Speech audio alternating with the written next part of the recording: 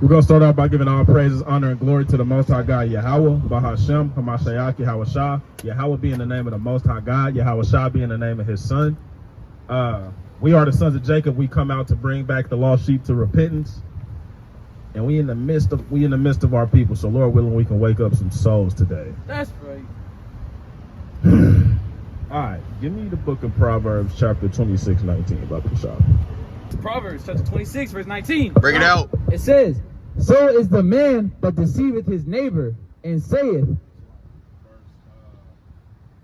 Start at verse 16. Yes, sir. This is Proverbs chapter 26, verse 16. The sluggard is wiser in his own conceit than 7 men that can render a reason. Right. So a sluggard or a lazy man, he's wiser in his own conceit, meaning his pride, than 7 men who can render a reason. A lot of times, a man will show forth pride. He'll be being met with wise counsel. He'll be being met with good, considerate advice, and he will extol the thoughts of his own heart above the wise counsel that he's receiving. That's a sign of pride. That's a sign of arrogance. That's a sign of being a sluggard, right? And that will lead to your destruction. It's a Sirach, but I don't find it. Give me Sirach 1 and 26, the classic Baba Shah.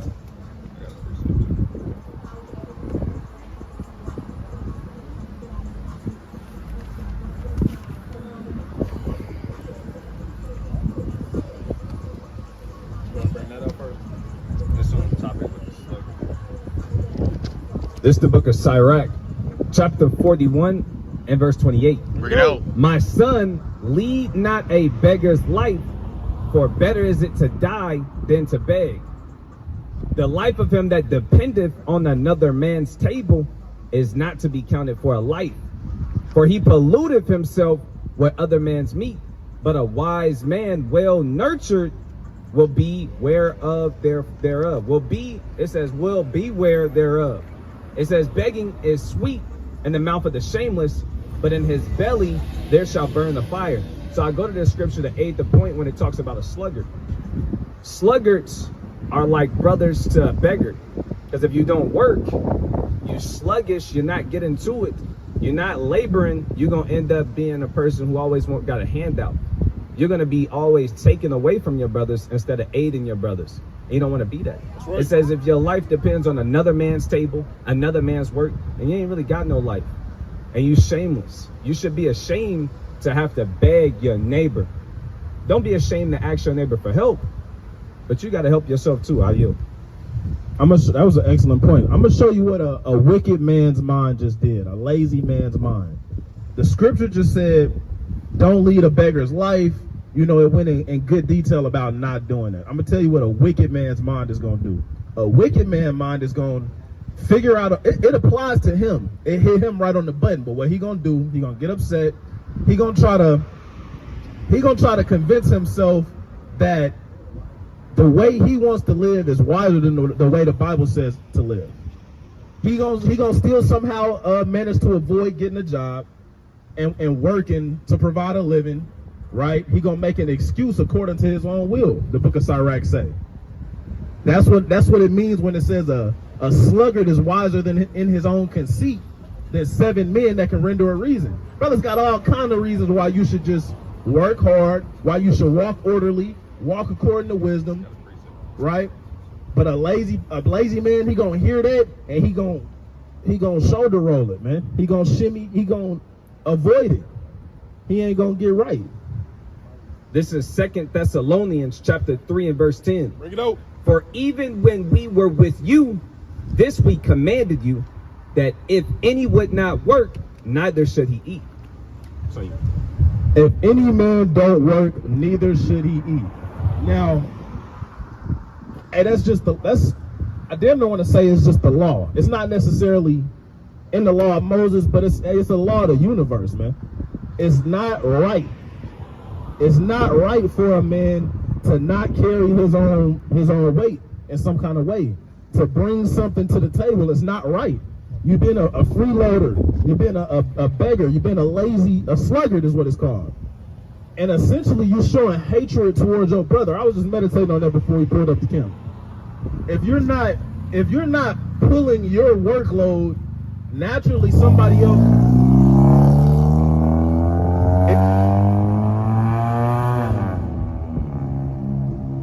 if you're not pulling your workload, naturally somebody else is gonna have to pick up your slack. That's just how it's gonna work. Because the work ain't going nowhere. Somebody has to do the work. The more you be a sluggard, the more strain you put on the brothers around you. Right. That's just real. Give me that though. Go on. This is Sirach chapter 1 and verse 26. Bring it out. If thou desire wisdom, keep. I know what I want. Time. It's the one where it says, extol not thyself in your It's the book of 2nd Ezra, chapter 14 and verse 13. Bring it out. Salaki, I'm going to start at verse 14. Bring it out. It says, let go from thee mortal thoughts. Cast away the burden, thy burden. Salaki, I lost my place. Of men. Put off now the weak nature. And being a sluggard is a weak nature of a man. Right? There's a lot of things when it comes to being a man, and being a sluggard isn't one of them. That's right. Right? So you got to put off the laziness, the excuses that comes with being a man, because there's work to do. There's a lot of work to do, and especially us in our condition, in our state that we in as black people, so-called blacks, Hispanics, and Native Indians. We got to start unifying. That's a lot of work. That's a lot of work that needs to be done. So when it comes to having excuses or being slothfulness, that's putting off the weak nature. You got to put that away. That's right. Man, I ain't gonna lie, that excellent. That just got me on fire for real. So look, we grew up. I'm 25 years old. So when I speak to that demographic. We grew up in a generation that promotes laziness. Satan been working double time to make the kids or the young men of this generation lazy. So as young men, we got a lot of work to do. The men that came before us, they understood hard work. They understood physical labor. We didn't grow up with that. We wasn't held to labor as a child for the most part. We wasn't brought up knowing trades and physical labor and different skills for the most part. You see what I'm saying? So we gotta kill that old man. We gotta actively make war against these things that are contrary to the spirit of the Most High. The Most High don't deal with lazy men. The Most High don't reward lazy men. You know who rewards lazy men? Satan. That's why he gives us incentives to be lazy. He don't make it to where men learn how to work with their hands, and where they learn how to labor and be strong and provide and be resilient. He make it to where everybody want to be a streamer, and they on the. You got grown men behind the camera. They emoting and barking and acting like a cat, saying meow, and this is what men is getting paid to do in 2025. This is what the young kids are aspiring to be. Hey, we gotta dead that, bro. We gotta make war against that in a figurative sense, right? On a spiritual level, you gotta, like David Goggins, right? A lot of people think David Goggins is extreme. He is extreme, but at the same time, his attitude of being constantly at war with himself, that's spiritual. That's what a wise man would do. Because you got to understand the power of the flesh. Give me slothfulness. Proverbs 6. Baba Shah. I'm already there. This is the book of Proverbs, chapter 6, verse 6. here we go. Go to the ant, thou sluggard. Consider her ways and be wise, which having no guide, overseer, or ruler, provided her meat in the summer, and gathered her food in the harvest. How long wilt thou sleep, O sluggard? When wilt thou arise out of thy sleep? Yet a little sleep, a little slumber, a little folding of the hands to sleep. So shall thy poverty come as one that travaileth. So shall thy what? So shall thy poverty cometh as one that traveleth, and thy want as an armed man. So if you're not on guard, if you're not constantly being a watchman, if you're not constantly being diligent over your spirit, that spirit of slothfulness can pull up on you unexpectedly, and he can overtake you. They compared it to a man that traveleth. a strong man, right? Your inner man got to be constantly making war against slothfulness because it can pull up on you. And when it says, what did it say? Where was you at? It's gonna come as one that traveleth as an armed man. When they say he's gonna come as an armed man, this armed man is not coming to befriend you and give you hugs and hey, he's coming to kill you. Slothfulness will kill you. You gotta understand the danger of slothfulness. It starts out small, but if you don't consistently build your work ethic, if you don't consistently build your diligence, and slothfulness is gonna kill you, bro. He's gonna overtake you. And when I say kill you, I mean on a spiritual sense. Now you're not doing the work no more. Now your conceits, now the reasoning in your mind is more wiser than the brothers who are out here doing the work, following the commandments. Now you like, hey, certain things we don't gotta do, man. Now you like, we don't gotta go to the highways and the byways. We don't gotta do this. We don't gotta do that until you walking according to the flesh at that point. That's what laziness will get you. If you're not staying on your square, man. If you're not steady feeding your spirit what it needs to be fed. If you're not taking it serious, right? God. This is the book of Proverbs, chapter 12, and verse 24. Wow. The hand of the diligent shall bear rule, but the slothful shall be under tribute. It's on you. The hand of the diligent shall bear rule, but the slothful shall be under tribute. With us being the future rulers of this earth, right? With us being the future rulers of this earth, we gotta show forth diligence. You can't be I ain't trying to cuss. You can't be some guy, man, thinking you got it. You gotta have the works. You gotta have the work ethic. You gotta have the mindset. You gotta be built up. Ain't nobody finna listen to you, man. Why would anybody listen to you? You barely know the scripture. You're not really devoted to the cause. You pump faking, you BSing, man. The hand of the diligent, that's who's gonna bear rule. If you're not being diligent, you ain't gonna rule nothing, man. You wouldn't even listen to somebody who's not diligent. You're gonna be kind of giving them the side eye like, man, he ain't really about what he be saying for real, man. Nobody's gonna buy it, bro. You don't even buy it. So you gotta if you want to bear rule, you gotta be diligent. That's what Solomon said. That's what wisdom said, right? That's how the earth is set up. The diligent is gonna bear rule. The slothful, you're gonna be under tribute. You're gonna be subject to payments. You're gonna be on the bottom of society. That's just how that's gonna go. You can argue with King Solomon, man. Yeah. This is Luke chapter 14 and verse 22. And the servant said, Lord, it is done as thou hast commanded, and yet there is room. And the Lord said unto the servant, go out into the highways and hedges and compel them to come in, that my house may be filled. Right. So that's what we're supposed to do. We're supposed to come out here and call the brothers and sisters to repentance, That's right. to come and to fill his house. That's our duty. That's the main goal. Hey, that's very true. And what's it called? Our spirit in this truth is likened unto a plant, right? It say Yahushua said, the sower soweth the word, right? So this word, it can grow up in you and it can bear fruit. But the thing about all of this is that it takes diligence, man. You don't see you go to a field of a farmer and you see it well maintained, everything bringing forth fruit, it looks beautiful, the fruit is good, everything is in good health. All of that took work. All of that took diligence.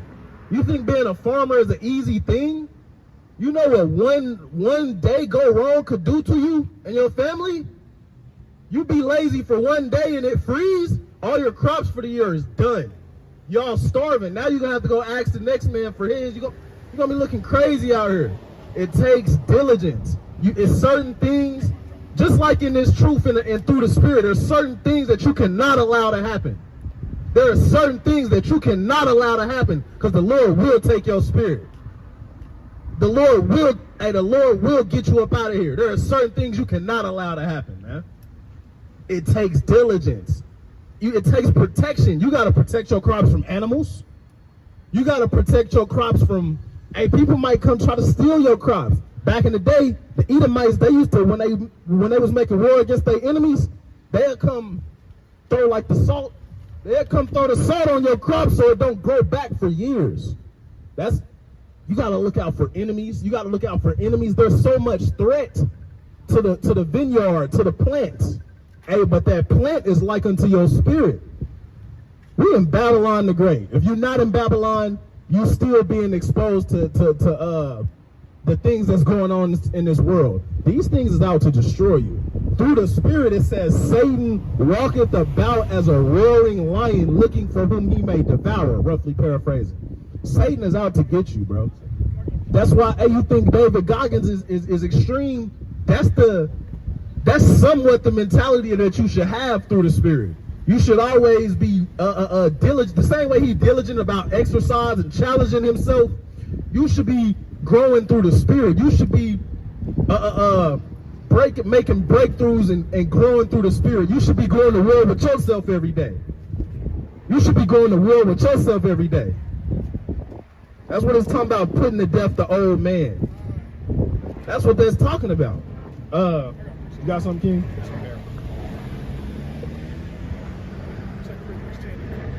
This is 2 Corinthians chapter 10, verse 4. For the weapons of our warfare are not carnal, but mighty through God to the pulling down of strongholds. So it's mighty through God through the pulling down of strongholds. Our weapon, he keeps saying, warring, we are warring. We're warring against ourselves. It is always you versus you, right? So if you got that slothful spirit, you gotta war within your mindset. You got a war with inside of you. You got a war against that slothful man that's keeping you stagnant, that's keeping you from doing the work, whether it be of the kingdom of heaven or just to establish yourself and get your household in order. You gotta war against your own laziness, right? Go ahead. It says, verse 5, casting down imaginations and every high thing that exalted itself against the knowledge of God. So, because you know that the scripture talks about how there's a sinful man that will not be reproved. So he'll find an excuse to not do the work. He'll find a way, an effort to not put forth his energy to grow the kingdom of heaven, to go out to teach his people, right? Or when they come in, okay, so you brought them in, but whenever they come in, what you gonna do with them? You got men, women, and children. What you gonna do with them? Everybody going out the streets? Everybody got a part to play. So there's still work to be done within the camp. So you still got work to be done, and that's how you receive the first place of that resurrection. Right? Keep going. It says, and bring it into captivity every thought to the obedience of Christ. Right, because we got to bring to captivity every thought that tries to make an excuse. I got to do this for my kid, man. I got to do this for my job. My job is first, right? No. Hey. There was an old guy. He said he's more afraid of his wife than he is God. That is insane, man. That's a weak man. At the end of the day, the man is the strength of the house. I ain't gonna go into it. I'm gonna let you have it. I ain't gonna go into it. Hey, Cal was about to start overflowing through the spirit. Look, man, he got me turned. Look, Right. the same way the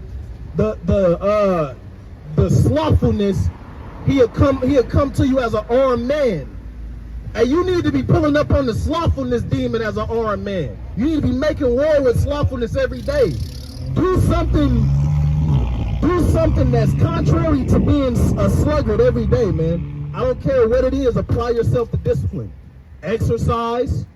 Do something. You need to be on offense through the spirit work. You need to be on defense through the spirit, but you need to be making attempts to grow through the spirit. Right? Don't get too crazy in the teaching, y'all. What's up with it? You say what? Coke? Ooh! Hey, appreciate it, bro. Hey, you Hispanic, bro? On your mama's side or your daddy's side? You're an Israelite, bro. You ever heard of the Israelites? Check it out. Can we give you a flyer? Give you a flyer. Yeah. It's free, bro. Hey, you God's chosen people, bro. Yes. God's chosen. For real. Y'all special. Hard working. Peace, bro. Hey, being known as a hard worker, that's a mighty. Hey, people sleep on Issachar, man. They whole nation is known for working hard. Issachar got it going even in captivity. Issachar got the thumb on their neck. Issachar out here. You meet an Issacharite, he cool as he cool. He ain't even tripping. He working hard, getting to it, providing for the family, and he lighthearted, he joyful. And then they trying to kick it afterward. Yeah. I don't want to live in a world without Issacharites, bro. I'm gonna just be honest. Esau can go. Issachar stays. We don't need Esau, man. I think if it was a vote, that's probably what would happen. Everybody would vote for the white man. Yeah. I do not want to live on an earth without Issachar, bro. Issachar hard working, man. Hey, yeah, we're gonna use Esau for his intended purpose, man. You know what I'm saying? I need Brock Lesnar and who another mighty Edomite? I don't know. I need Conor McGregor. I'm gonna have him carrying stones on his back. Yeah. I think he Irish. Then if one of my servants get out of line, I'm gonna have Conor go kick him. Yeah. Then I'm gonna throw Conor a piece of steak or something. Throw him a beer. Conor McGregor? He might not be. He is from Ireland. Ireland. I don't know. That's why I'm not taking a stance. Irish, like Jewish. No, for real, that's the thing. Okay. They're not the original Irish. I'm not getting caught up in I that. don't know.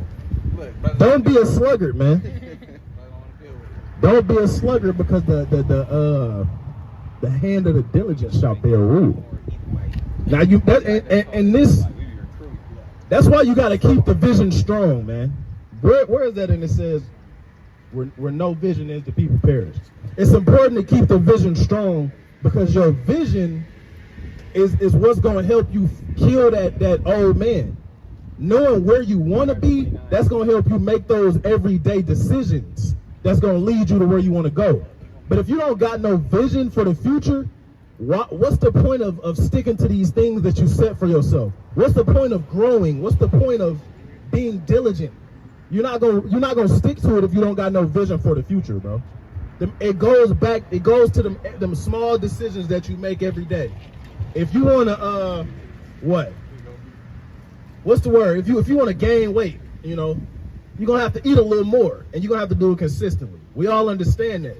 It's easier said than done, right? You gotta have that vision.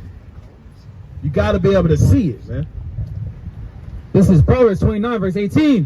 Where there is no vision, the people perish. But he that keepeth the law, happy is he. Where no vision is, people perish. That's when hopelessness starts to set in. You leaving room for, if you don't have a vision, if you're not diligent about having a vision, it's a what's the word? No, if you're not diligent about having a vision, people perish, man. If you're a leader and you ain't got no vision for the people, you ain't got no ideas for the future, you ain't got nowhere you're leading anybody, nigga, they're not gonna follow after you. They're gonna give up hope. Like, I don't even see it's hard to follow a map if you don't know the destination. It's hard to follow a route if you don't know the destination, Salakia. You don't see the light at the end of the tunnel, quote unquote. Right. That's when people lose hope, right? They kind of have to leave. To say you got a king that's in rulership, and he has a following, right? Our kingdom, and he don't have a vision for his kingdom, whether it be to grow or whether it be to just evolve within itself. They kind of have to leave because he don't have a vision. There's no guidance. There's no growth. There's no nothing. You don't have nothing. There's nothing there for them to sustain themselves, right? So they kind of have to go off and to venture off into somebody else that actually has a vision. right? And it's important not only to have the vision, but it's important sometimes to allow your followers to see your vision, right? Whether it be your household, whether it be your business, it's important. That's why people have vision statements or mission statements, to see that vision, for them to see it. They'd be like, oh, this is what we're supposed to be doing. It's the goal at the end of the day. This is why we do what we do around here. I believe in it. You can always see the difference between somebody who's just there and somebody who's bought in. Somebody who's really bought into what they're a part of. You can always tell the difference. It's a difference in quality. You ever be at work and it's that guy, you don't even like working with him because he suck. And then you got brothers who busting ASS, whatever the case may be. I don't care if you at a fast food restaurant or a corporate office. Nobody likes a sluggard. Everybody likes the person who's diligent, man. You would rather work with somebody who's diligent than somebody who's a sluggard, man. You might not even know why you feel that way, but the Bible does. Let's get that. This is the book of Proverbs, chapter 13 and verse 12. Bring it out. Hope deferred maketh the heart sick, but when the desire cometh, it is as a tree of life. Hope deferred maketh the heart sick. Basically, when you desire something greatly, when you want something very bad, and it's being deferred, it's being put off for a long season, it can make the heart sick. It can make your mind sick. Hey, that's what people mean when they say they can cause you to feel like you're losing your mind. It can cause you different types of distress in your mind because you're not getting the thing you desire for a very long time. Mental fatigue, frustration, and you might have been desiring a husband or a wife for a long time and haven't got one. You might have been out of work for a long time and want to work real bad, tired of being broke. You might be dealing with some manner of sickness or something is vexing you, whatever the case may be you got going on in your walk, and you're going through that for a long season, it can make the heart sick. Remember, the heart in the scriptures is talking about your mind. La'ab, it's talking about your mind. It says, but when the desire cometh, it is a tree of life. So if you stay diligent for the Lord, if you stay down for the crown, if you stay locked in, you stay focused and putting the Most High first. Give me Psalms 37:4, Dr. Sean. If you stay focused, the Lord will grant you what you desire if it's righteous, right? And it's going to be a tree of life to you. It's going to be like waters to a thirsty soul. It's going to be rejuvenating. It's going to be everything that you wanted it to be plus more. It's going to be amazing, right? And the Lord gives us those difficult seasons and those difficult times so we can learn things, so we can understand that the Most High is what's important above all things, so we can never get out of the right state of mind. And always remember, you deserve worse. So thanks the Lord for his mercy. See what I'm saying? This is Psalms 37 verse 4. Bring it out. It says, delight thyself also in the Lord. Do what? Delight thyself also in the Lord, and he shall give thee the desires of thine heart. He shall do what? He shall give thee the desires of thine heart. You got to believe that. You got to know that. You got to understand that. If you delight yourself, you got it on. I'll touch that point. Doubting will kill you, bro. That's just straight up. Over time, it will kill you, man. Stop doubting. If you keep doubting in your ability to be a man, if you keep doubting in your ability to be a wife or a perfect person, man, you're stopping yourself. We put a blindfold around our eyes and put a stumbling block upon our eyes because we doubt. We can do these things. You can actually do it, man. I don't care if your situation seems horrible. I don't care if you're homeless. I don't care if you're in your mama's house. I don't care. You can change the outcome. That's what you see David Goggins and all these people do. They're telling you with such a fervent power and a desire because they did it. They was in that situation where they were 300 pounds. They was in a situation where they were lame, where they couldn't walk, where they did have underlying health issues. And they got out of it because they believed they could. That's the thing, man. It starts with a belief. You got to believe you can do it. You got to believe, man. Stop doubting. You got to know You gotta know. Give me Romans 8 and 8. 8 and 8. Romans 8 and 8. You gotta know that this is just part of the process. You gotta do what they call trust the process. You gotta trust the process and stay down. You gotta stay 10 toes down. You gotta trust the process. It's all, you ate a fire, it burns, but the fire is good. The fire removes impurities. And when the fire removes all of the impurities, you're gonna come out as gold. That's right. That's why you gotta trust the process, man. The fire is good. Everything that's worthy, it gotta be tried by fire, man. This is Romans 8 verse 8. It says, so then they that are, it says, then they that are in the flesh cannot please God. Romans 8 and 8, yes, sir. Hey, That's hot right there. what's the classic? All things work together for them. Romans 8:28. Romans 8 and 28, that's what it is. This is Romans chapter 8 verse 28. Yeah. And we know that all things work together for good to them that love God. No, God is against you. It says, and we know that all things work together for good to them that love God, to them who are called according to his purpose. So if you love the Most High and you called according to his purpose, all of these things you're going through are working together for your good. Yes, even when the so-called bad things happen. When you know that and you understand that, you get a different perspective about it, man. Sometimes you go through difficult situations and you don't even flinch because you're like, I'll be all right. It's making me a better person. You know, I should have did this better. You should start analyzing the situation different, bro. You know, you don't got to be a crybaby about every situation, man. It's not a personal attack against you all the time, man. Right. Maybe if you, I don't know, maybe if you're doing something you know you shouldn't be doing, then you might feel like that. And maybe you should just stop doing what you know you shouldn't be doing. And maybe the Lord will take that hand off you and he'll stop spanking you like that. You know? Repent, man. Also, when you're at the gym, I heard this before, and I used to do this to some degree, right? A lot of times people give 70% effort, they give 80% effort, but truly those people that are giving 99, 100% effort, man, they are the ones that are winning. It just is that simple. I mean, we talk about wrestling match, we love to see UFC fighters, we love to see this entertainment, but these people, it's a lot of who wants it more. And that's what it is, man. If you really want it, you're going to give your all. And some people are scared to give it their all because they never did it before. They never put all their trust in the Lord. Dang, I got to put 100% trust in the Lord. You know what I'm saying? It's easy to say, but hard to do, man. Everybody wants to fix it themselves. That's a natural thing we want to do. I want to fix it. No, I don't want to. No, sometimes you got to give it to the Lord and just let him save you.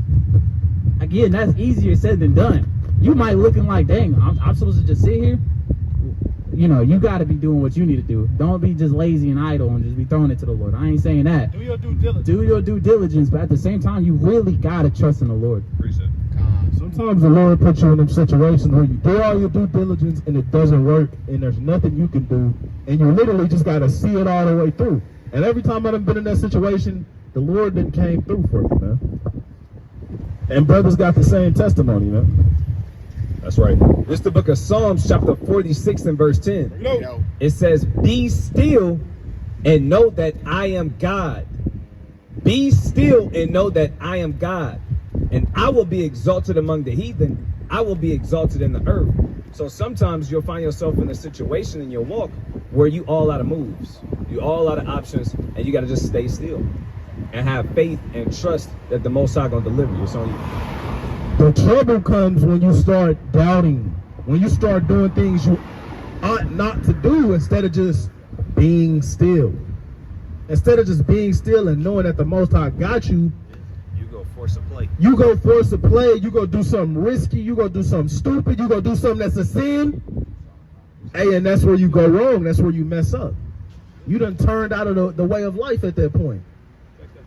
When you could have just endured and got blessings and gave glory to the Most High by making it through that situation, you chose to go off of the path of righteousness for that. That's not the right option during that time of distress, man. Hey, the book of Sirach say, distrust not the fear of the Lord. Give me Sirach 2, Baba Shah. Don't distrust the fear of the Lord, and don't come to him with a double heart. You can't be double-minded like, I do believe in the Lord and I do believe he's going to deliver me, but I'm just going to sin and then I'm going to act, you being double-minded. The Lord told you not to sin, so just do that. That's what trusting in the Lord look like. It don't mean you went broke, now you decide to go sell drugs to get your money back up right quick. You went out of the way of the Lord. He's gonna blow you up for doing that. He's gonna destroy you for doing that. Sirach 2, verse 10. Give me verse 6, man. This is Sirach chapter 2 and verse 6. Believe in him, and he will help thee. Order thy way aright. Do what? Order thy way aright, and trust in him. Ye that fear the Lord, wait for his mercy, and go not aside, lest ye fall. And go not aside, lest ye fall. If you go aside, you're gonna fall. All you gotta do is stay on the straight and narrow. Stay on the straight and narrow. This is the lane. You gotta stay in it. This is the law, statutes, and commandments. You gotta stay in it. Once you get outside the law, statutes, and commandments, you left the protection of the Most High, man. You showing hatred for the Most High. You showing distrust for the Most High. You're gonna bring calamities upon yourself, man. This is the book of Hebrews, chapter 10, verse 38. Now the just shall live by faith, but if any man draw back, my soul shall have no pleasure in him. But we are not of them who draw back into perdition, but of them that believe to the saving of the soul. Give me that Exodus 23, Baba Shah. Brought that out earlier. It was hot. So it sounds like the brothers is going into you got to endure to the end. At the end of the day, once you start doing the work, you got to keep going, because the Most High God can take that spirit away from you, and now you no longer have that salvation that you once had. You got to endure until the end. You got to keep going. A slothful man will find an excuse, or will make an excuse, going back to slothfulness, will make an excuse not to do it. But you got to endure to the end. I want to read this real quick. It says in the book of Tobit, chapter 12 and verse 10, it says, but they that sin are enemies to their own lives. They that sin are enemies to their own lives. You start to have a downward spiral in life. You find yourself in a place that you never thought you would before, because you continue to sin. Not only that, the pastor never really told you what sin was. So you have no hope. You had no chance. You went to war with a stick. You know what I'm saying? You had no chance to even win the war, because he never told you properly what sin was. So now the Israelites got to come out in the streets and tell you what sin is, so that you can get back up on your feet. But a slothful man wouldn't do that to begin with. He's going to make an excuse and find an excuse on how not to do it. Hold on. It said, when the Lord said, I will send an angel before thee. To bring thee into the womb. Oh, that was Exodus. I just went to that. Yeah, that's what I thought. Exodus 20. It was 32. Oh, 32? 32 and 23. Come on.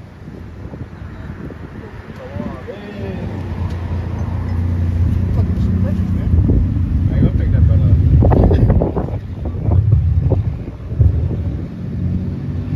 Bro, he was not hurt, bro.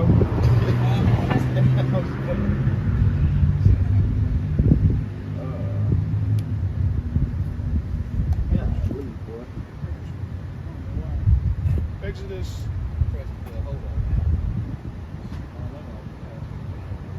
Exodus 23 and 20.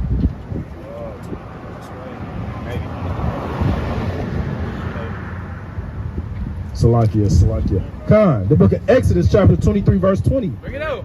Yeah. This is the book of Exodus, chapter 23, verse 20. Bring it out. Behold, I send an angel before thee to keep thee in the way and to bring thee into the place which I have prepared. Keep reading. But if thou shalt indeed, verse 21, beware of him and obey his voice, provoke him not, for he will not pardon your transgressions, for my name is in him. But if thou shalt indeed obey, okay, come. Hey, brothers love talking about they guardian. Shalom. Brothers love talking about they guardian angel. They love referencing Psalms when it says the angel of the Lord is encampeth round about them that fear him. And that same angel of the Lord, you got to understand the nature of it, bro. The Lord has sent the angel of the Lord to slay you and cut you asunder. It ain't all just fun and games. It says his spirit is in him and he will not pardon your transgressions. The angel of the Lord will smoke you, man, if you playing. But you have something? Yeah. The angel of the Lord will smoke you if you playing, man. What's up with it, man? This is, it says, Philippians 4 verse 13. Get out. I can do all things through Christ which strengthen me, man. Hey, you might be faint-hearted. You might be dealing with the spirit of cowardness. You might be like, man, I see this mighty man. I see this mighty man. How can I get there? You might be a teenager. You might be dealing with self-confidence. Whatever situation, you might be an elder and still dealing with, self-confidence and self-respect. But you got to remember, the Lord is our strength. All your strength didn't come from you. Malachi's strength did not just come from him. He knew where his strength came from. He identified, oh, I'm strong when I go through Christ. I'm strong when I go through the Lord. These scriptures got meaning to it, man. When you are in that situation where you've been dealing with that same demon that keeps coming upon you, and you've been losing, you got to start believing in the Most High God, believing in these things. He said, I will not give you something that you can't overcome. He knows what you can handle. Like Captain DeBar made a video. It's a predestinated hell. It's a custom hell that each man have to go through. Customized hell. So these things, you gotta be like, I can win this. I can do this. I can. Once you start saying I can, then guess what? You start actually doing it. You should, if you catch yourself saying, I don't know, I can't, you gotta check that. You gotta see if you can do it, especially if it's for something righteous. Hey, I did that before. Like in the truth, like I don't know about this shit, man. He starts scratching his head. Hey, it be like that, man. Losing the battle is one thing, but once you lose your belief that you can overcome this thing, now you've lost the war. That's what's crazy. Now you're gonna be you're not gonna make it because you done condemned yourself in your own mind. If you don't believe you can make it, how the hell are you gonna make it, man? Right. You only gonna make it if you believe you can make it. Yes, right. That's the only people who are gonna make it. Ain't nobody gonna make it and be like, man, I never even saw this happen. No, the people who gonna make it is gonna be the people who've been putting in the works. Right. The people who gonna make it is gonna be the people who've been having the faith. Yes, sir. Yes, sir.